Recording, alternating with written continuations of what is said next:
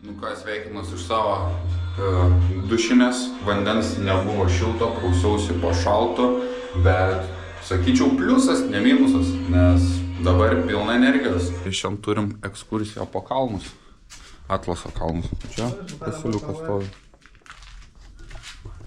Čia dar vienas. Čia dar vienas.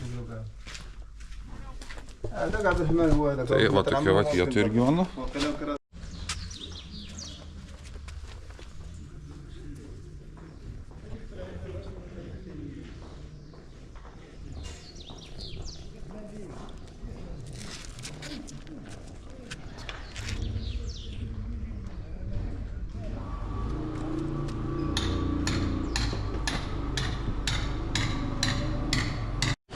Tai reikaliukai tokie, kad kai buvau Riade, man pasiūlė ekskursiją.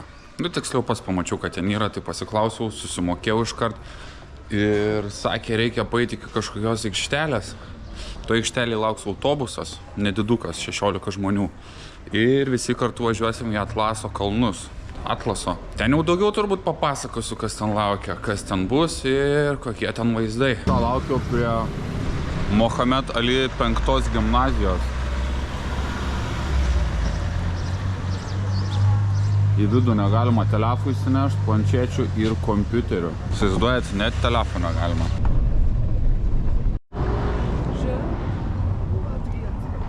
Atvykom pirkti kupranugariaus. Esam jau kažkur netoli Atlaso kalnų, tojam prie kupranugarių, turim 20 minučių, sakė, galima su jais pajodinėti už 3 eurų, piški daug. 1500 euros. Yes. Bombaway. Et les gens qui habitent là descendent à pied, ils montent à pied. The people at the apple from here is the sweet because every year have water.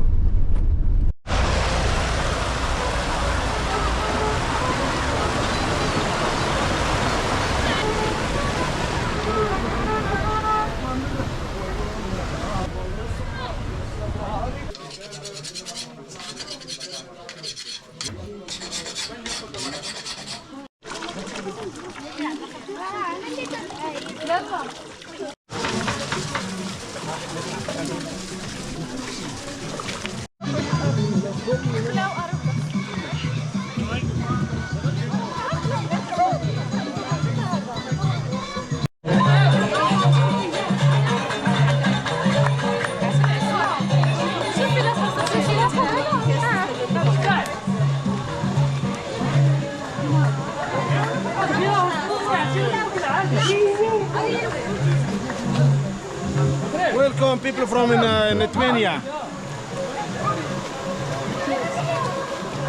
What's that?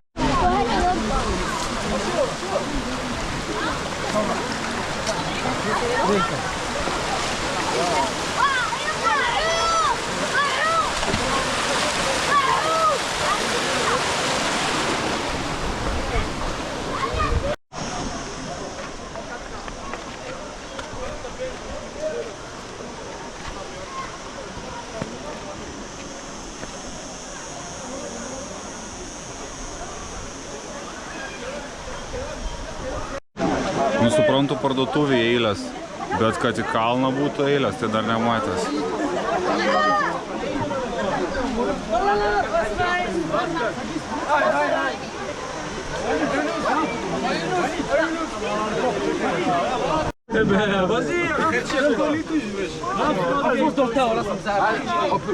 Au petit, si vous pouvez pas mettre un pénalty dans le crâne là, Dieu merci, je suis musulman.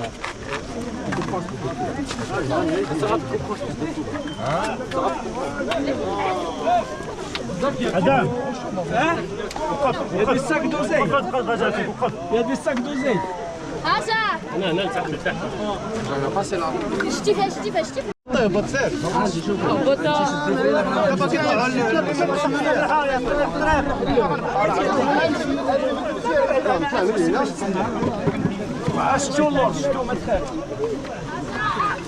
عم هذيك لا مولفين دراسات مولفين باريات شكرا هذه جيكاري انا ما كنقدر نوقف. Thank you.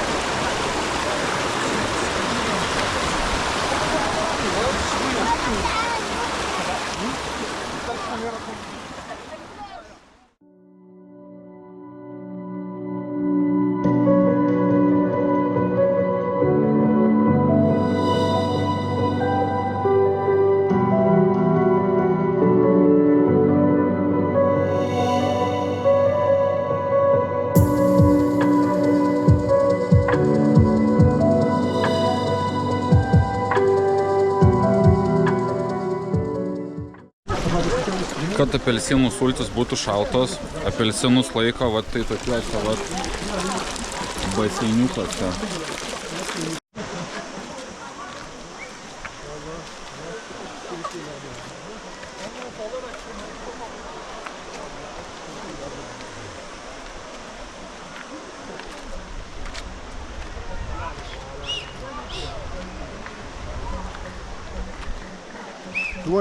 Twenty. Quarts? Quarto, yeah. Quarto. About 5.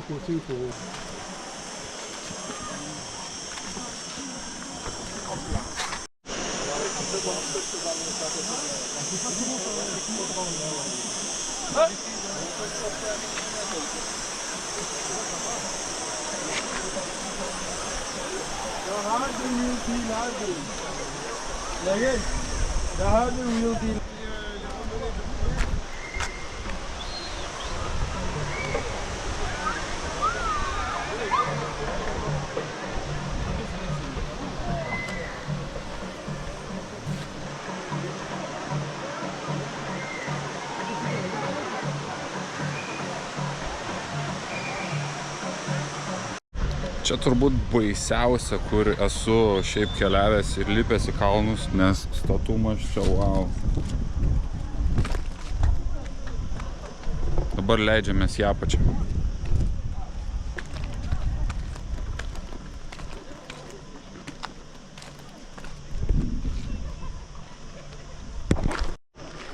Pirmieji Maroko gyventojai buvo berberai ir kalbėjo berberų kalba. Ir dar įdomiausias faktas, kad būtent jie kilę iš Marakešo, Atlaso kalnų, šalia Marakešo tiksliau. Tai vada dabar ir esam tuose Atlaso kalnuose. Ten mano grupė. Tai vėjuosi, kad nepaliktų čia manęs. Šiaip labai sudėtingas lipimas.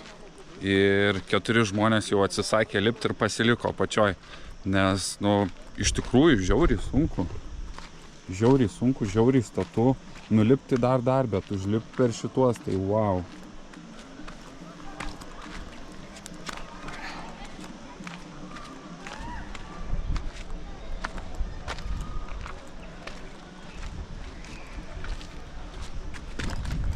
Šita visa ekskursija kainuoja 25 eurus, gal sakiau, tai pasikartosiu. Ir tikrai verta. 25 eurai yra žiauriai gera kaina už tai, ką tu čia pamatai. Ir aš esu buvęs tiek Egipte, tiek Turkijai visokios ekskursijose. Visur vilkina laiką, visur ten įkalbinėja kažką pirkti. O čia visiškai nieks tavęs nieko neįkalbinėja ir visiška laisvė. Tai ekskursija 10 balų. Gal tik užkniso, kad kai važiuoji su grupe, tai visus surinkinėja po vieną iš skirtingų viešbučių. Tai tas važiavimas užtrunka 1,5 valandos, bet čia palyginus su kitom ekskursijom irgi labai nedaug. Tai wow. Aišku, tik varant į tuos Atlaso kalnus, tikrai nesu basūtėm, nes ir pavojinga, ir čia jau ne vienas žmogus mačiau, kaip nukrito ir nusilydo, ir taip, kad geriau kažkokie neslidūs kedai.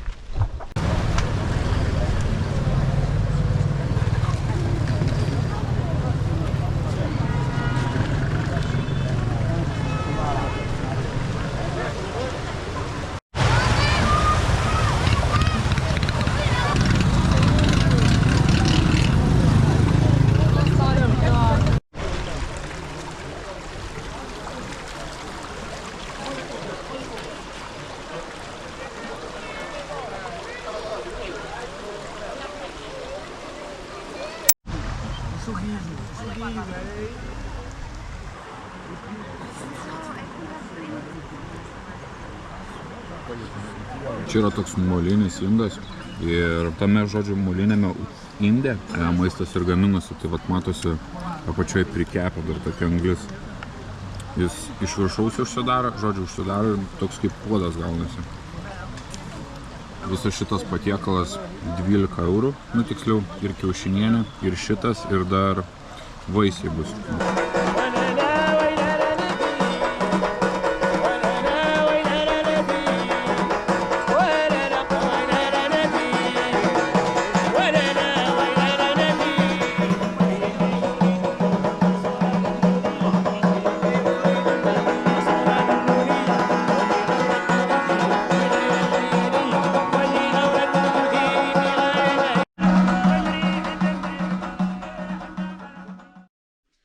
Žodžiu, pati ekskursija kaip ir viskas liuks, tiesiog atsirado dar netikėtų tokių išlaidų. Nuvedė mus į kavinę, kur pats gidas parinko kavinę, greičiausiai pažįstamų kavinę. Ten minimaliai 12 eurų, jeigu nori pavalgyti, nu, pietų komplektą, žodžiu. Bet pietus tai tokie, nu šiaip, su pagrindinis patiekalas okei, bet tas komplektas tai, nu, tikrai nieko gero. Ir jisai šiaip 12 eurų, plus 2 eurai dar sulčių pasiėmėm, tai 14 eurų, plus atėjo tie muzikantai irgi. Ateina, žiūri akis ir prašo tų pinigėlių, nu tai dar eurą davau, tai 15, plus paskui gidas ateina ir sako, renkam dar pinigėlius vairuotojai. Ok, vieną kartą pasakyti galima ir tipo tavo pasirinkimas, duot, neduot, bet toliau pakartoja, antrą kartą žiūri akis ir kartoja, nu tipo paskutinę progą gali duoti, tipo... Nu, turėjau 2 eurus, tai ir daviau dar 2 eurus. Nu, tai va, išbrango iki tiek. Turėjo čia, kai buvau riedė, sakė 25, tipo viskas, daugiau nieko nereikia mokėti. Nu, tai va, gaunasi virš 40 eurų su pietukais. Nu, gal irgi nebaisiai daug. Normali tokia kaina, nes kalnai tikrai verti dėmesio. Išvargina gal tik tas važinėjimas, visų išleidimus, susigrūdęs autobusiukė. Bet šiaip kalnai patiko. Bet 8-9. Gidas šiaip fainas. Tai va. Dar nepaminėjau, kai atsisėdom į autobusiuką, kai baiginėjasi, tai visiems liepia, nu, neliepia, bet irgi tai biški naglai, sako, skanuok QR kodą. Nu, aišku, tu gali pasakyti ne, žinai, bet vis tiek visiems duoda skanuok QR kodą ir TripAdvisor puslapis, ten tas yra, kur jų ekskursija ir tipo visus ragino parašyti gerą atsiliepimą. Tai irgi prie manęs gal 2-3 kartus prie sako, ar parašai. Sakau, davai, važiuosiu namo ir pasižiūrėsiu. Nu, ką žinau, nu, aš manau, žmogaus pasirinkimas parašyti, neparašyti, nu, vieną kartą pasakai ir viskas. Ne, bet kažkaip taip pat pristoja tenais prie vieno, prie kito tipo, va, pasirašyk. Aišku, jiem ten jaučiu daug ką reiškia, visą busiuką įkalbėti, pasirašyti, iškart ten plus 10 tų atsiliepimų, juos iškelia aukštai ir aišku, nori gerų atsiliepimų, nu tai tu ten prie jųgi nerašysi nesąmonės, nes jie iškart pamatys, žinai. Nu tai dėl to ten pas jos 5 žvaigždutės ir stovi, viskas idealiai, tai nežinau.